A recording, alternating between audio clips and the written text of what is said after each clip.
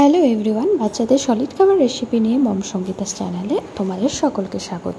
তো ব্রেকফাস্টে আমি যেটা দিয়ে থাকি বা দিচ্ছি আজকে ডে 2 মানে বার্লিটা 2 চামচ নিয়ে অল্প একটু চাল করলেই কিন্তু বার্লিটা রেডি হয়ে যায়। তো বার্লিটা যেহেতু খুব গাঢ় করে নিয়েছি, তো সেই জন্য আমি এখানে ফর্মুলা মিল্ক কিন্তু অ্যাড করে নিচ্ছি।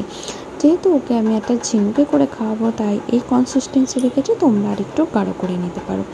যাই হোক, মিড ডে মিল দেবো। এবার মিড ডে মিলে ওকে আজকে ফ্রুট শেক দিচ্ছি। ফ্রুট শেক মানে বিভিন্ন ফলের মিশ্রণ দিয়ে তৈরি করব। তো নিয়ে নিয়েছি গাছ পাকা আম। তো এই আমটাকে টুকরো টুকরো করে এইভাবে কেটে নিচ্ছি। অনেকক্ষণ জলে ভিজিয়েও রেখেছিলাম যাতে করে কোনো রকম প্রবলেম না হয়। আর নিয়েছি কলা, মানে কাঁঠালি কলা, একটা খেজুর, আর এটা দেখছো ওটা হচ্ছে ড্রাই ফ্রুটসের পাউডার, মানে বাদামের গুঁড়ো। আর এটাকে আমি পুরো ছাকনা দিয়ে ছেঁকে নেব যাতে করে কোনো মানে মোটা দানা অংশ না থেকে যায়। সেই জন্য ছাকনা দিয়ে ভালো করে ছেঁকে স্মুথ একটা পেস্ট করে নিয়ে তারপর এই কনসিস্টেন্সিটা রাখবো, যেটা ও স্পুনে করে খেতে পারে। তো এই কনসিস্টেন্সিটা তোমরা 7 থেকে 1.5 বছর বাচ্চাকে কিন্তু দিতে পারো। এটা কিন্তু ওয়েট বাড়ার ক্ষেত্রে খুব হেল্পফুল।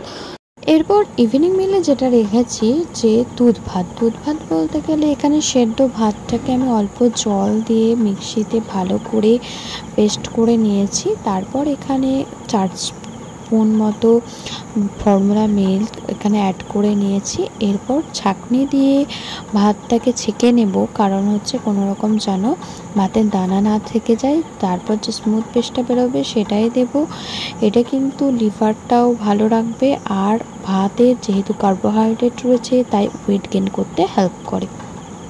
এরপর দেবো ডিনারে শক্তি আসলে দিচ্ছি আজকে রাত্রে, কারণ ওর পেটটা একটু খারাপ আছে দেখলাম। আর শটিটা হচ্ছে লিভারকে খুব ভালো রাখে, যার জন্য খুব হালকা পাতলার মধ্যে দুধ দিয়ে শটি বানিয়ে দেবো। আর শটিটা করতেও বেশি টাইম লাগে না, একটুখানি মানে 5 থেকে 10 মিনিটের মধ্যে কিন্তু শটিটা রান্না হয়ে যায়। তো এখানে আমি 3 টেবিল স্পুন মতো শটি নিয়েছি। শটিটা রান্না হয়ে গেছে। তো এখানে শটিটাকে আমি আবারও ফর্মুলা মিল্কের সাহায্যে কিন্তু শটিটাকে খাওয়াবো, এর জন্য এই কনসিস্টেন্সিটা রেখেছি। এরপর আমি নিয়ে নিচ্ছি ফর্মুলা মিল্ক। এখানে আমি যেহেতু শুধু শক্তি দিচ্ছি, সেই জন্য এখানে 4 চামচ মতো ফর্মুলা মিল্ক অ্যাড করে নিচ্ছি, যাতে করে ওর পেটটা কিন্তু সারা রাত্রের জন্য ভরা থাকে। আর মাঝখানেও কিন্তু ব্রেস্ট মিল্ক করে নেবে যদি খিদে পেয়ে যায়। তো এই হালকা রকমভাবেই রাত্রে ডিনারটা রাখবো, আর খুব বেশি ঘন করব না, এই কনসিস্টেন্সিটা রাখবো যাতে ও তাড়াতাড়ি খেয়ে নেয়। তো থ্যাংক ইউ আমার ভিডিওটা দেখার জন্য। সাথে থাকবেন ভালো লাগলে।